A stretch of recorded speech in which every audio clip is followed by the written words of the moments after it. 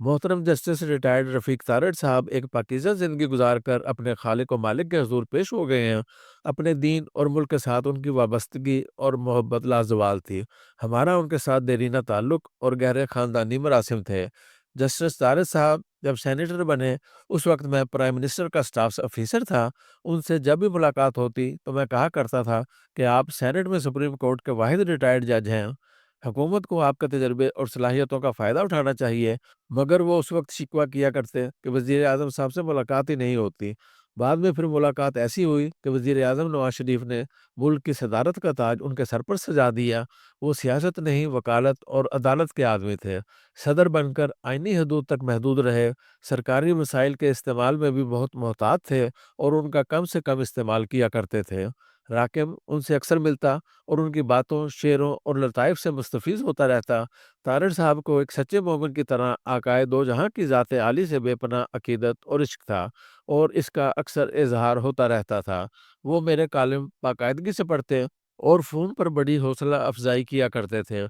एक बार जब मैंने आकाए दो जहां के आखिरी अय्याम और असासे के उन्वान से कालम लिखा तो उनका फ़ोन आया और भर्राई हुई आवाज़ में कहने लगे, आपका कालम बड़ा रूह परवर है, मगर यह पूरा नहीं पढ़ा जा सका। ये कहकर रोने लगे और फिर फ़ोन बंद हो गया। हम तीनों भाइयों में से जब भी कोई उनसे मिलने आता तो वो बड़ी खुशी और मसरत से कहा कहा करते कि अल्लाह ताला ने आपके वालिदैन के आला किरदार का उन्हें ये सिला दिया है कि उनके तीनों बेटे बाकिरदार और बाअसूल हैं, जो बहुत कम देखने में आता है। वरना बेटों में से एक आध वखरानी के लिए आता है, मगर अल्लाह ने आप तीनों भाइयों को सीधे रास्ते पर चलाया है। ये आपके वालिदैन की दुआओं का खास नतीजा है। हमारे वालिद साहब की वफ़ात पर दूसरे रोज़ गाँव तशरीफ़ लाए तो नाराज़ होकर कहने लगे, आप लोगों ने मुझे जनाजे के वक्त से आगाह क्यों नहीं किया? अब आपको मुझे अपना फैमिली हेड समझना चाहिए। हम तीनों भाइयों ने कोताही पर माज़रत करते हुए कहा, बिलाशुबा आप ही हमारे फैमिली हेड हैं और अब हम आपसे ही रहनुमाई लिया करेंगे। मुस्लिम लीग नून के सियासी मुखालफिन तारिर साहब पर यह घटिया इल्ज़ाम लगाते रहे कि वो पैसों के ब्रीफ केस लेकर कोयटा गए थे ताकि सुप्रीम कोर्ट के जज साहबान को चीफ जस्टिस सजाद अली शाह के खिलाफ बगावत पर उकसाया जाए। ये इल्ज़ाम सरासर लग़व और बेबुनियाद था। मोहतरम तारिर साहब ज़िंदगी भर रिज़्क़ हलाल खाते रहे। वो इस तरह के कामों में मुलव्वस होने का सोच भी नहीं सकते थे। हकीकत ये है और जिसका कई गैर जानिबदार वकला और जज साहबान ने भी अपनी किताबों और मज़ामीन में ज़िक्र किया है कि सजाद अली शाह के अपने तर्ज़ अमल की वजह से बरादर जज साहबान उनके खिलाफ हो चुके थे। इस ज़िम्न में उन्हें रिश्वत देने का इल्ज़ाम सरासर झूठा और बेबुनियाद था। मोहतरम तारड़ साहब जहाँ इकबाल के उर्दू और फ़ारसी के बरमहल शेर सुनाते, वहाँ उनके पास लताइफ़ का वसी ज़ख़ीरा था। गुजरांवाला के दानिश्वर और कॉलमनगार फ़ारूक आलम अंसारी से उनकी बहुत ज़्यादा बेतकल्फ़ी थी, जिनसे वो नौजवानों वाले लतीफ़े भी शेयर किया करते थे। राकब ने केड़ा आखे चौधरानी नू अग्गा टक वाला लतीफ़ा भी मोहतरम तारड़ साहब से सुना और फिर मेरे बीसियों दोस्त भी इससे मुस्तफ़ीज़ हुए। मेरी पहली किताब दो टोक बातें छपी तो मैंने फ़ैसला कर लिया कि इसकी तकरीबी रूनुमाई पर वज़ीरों और बशीरों वगैरह को नहीं बुलाया जाएगा।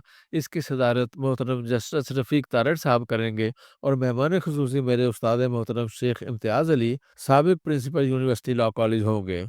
दोनों की सेहत अच्छी नहीं थी, मगर मेरे कहने पर दोनों तशरीफ़ लाए और मेरी मुसर्रत और तकरीब की इज़्ज़त व तौक़ीर का मूजिब बने। पंजाब में तैनाती के दौरान कभी चीफ मिनिस्टर ऑफिस में या तारड़ साहब के घर पर उनका पोता अताउल्ला मिलता तो मैं उसे अपना अजीज और बरकूदार समझकर सीएसएस का इम्तहान देने का मशवरा दिया करता था। उसने वो मशवरा न माना और सियासत की चकाचौंध देखकर उधर चला गया। अब इस कालम के जरिए अता तारड़ के लिए नहीं, अपने बुजुर्ग मोहतरम रफ़ीक तारड़ साहब के पोते अताउल्लाह के लिए एक एल्डर की हैसियत से 3 नसीहतें कर रहा हूँ कि सियासत को इबादत समझकर करना तो शायद नामुमकिन हो, मगर मतमे नज़र इक़्तिदार और मनसब नहीं, इज़्ज़त का हसूल होना चाहिए, जिसके लिए ज़रूरी है कि दरोग गोई से हर सूरत परहेज़ करो। हर हाल में रिज़्क़ हलाल खाओ और अपनी ख्वाहिशात को बेलगाम ना होने दो। ऐसा ना कर सके तो मनसब तो मिल जाएगा, इज़्ज़त नहीं मिलेगी। पुलिस के सीनियर अफसरों का इस पर इत्तफ़ाक़ राय है कि रहमान मलिक साहब, जनरल मुशर्रफ के वज़राए दाखिला आफ़ताब शेरपाव और फैसल सालेह हयात और मुस्लिम लीग नून के दोनों चौधरियों चौधरी शुजाअत हुसैन और चौधरी निसार अली से बेहतर वज़ीर दाखिला थे। अगर किसी को उनसे ज़्यादा नंबर दिए जा सकते हैं तो वो जनरल नसीरुल्लाह बाबर थे, जो बेदाग किरदार के मालिक और गैर मामूली तौर पर जुर्रतमंद थे। रहमान मलिक साहब 100% एक सेल्फ मेड आदमी थे, جو اپنی محنت اور صلاحیتوں کے باعث بے نظیر بھٹو صاحبہ کا قرب حاصل کرنے میں کامیاب ہوئے۔ رحمان ملک ایک ہمبل آدمی تھے اور 24 گھنٹے ایسیسیبل ہوتے تھے۔ دہشت گردی کے ہر واقعے کے بعد موقع پر پہنچتے، دہشت گردوں کو بڑی دلیری سے للکارتے اور پولیس فورس کے ساتھ کھڑے ہوتے تھے۔ کئی شخصیات اپنے عمومی تاثر سے پست نکلتی ہیں، مگر کئی لوگوں کا عام تاثر منفی بن جاتا ہے، مگر حقیقت میں وہ اپنے تاثر سے بہتر ہوتے ہیں۔ عبد الرحمن ملک کا شمار دوسری قسم کے افراد میں پوتا تھا۔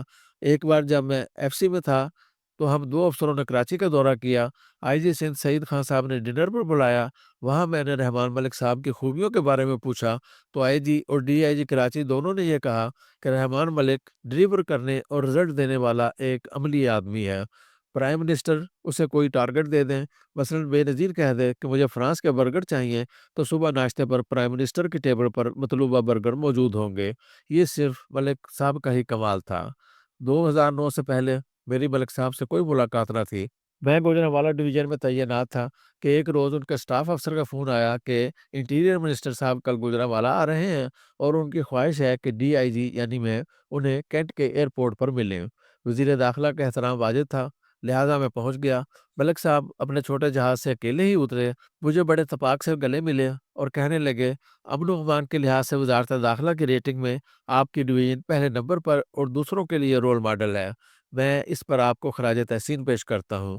2010 میں جب ایک ضمنی الیکشن میں پولیس کے غیر جانبدار رہنے کی وجہ سے اپوزیشن کا امیدوار جیت گیا اور حکومتی امیدوار ہار گیا تو میرا تبادلہ کر کے ایک غیر اہم جگہ پر لگا دیا گیا۔ اس کے بعد پھر ان کا فون آیا کہ اگر آپ چاہیں تو آپ کو ایف آئی اے کا سربراہ مقرر کیا جا سکتا ہے۔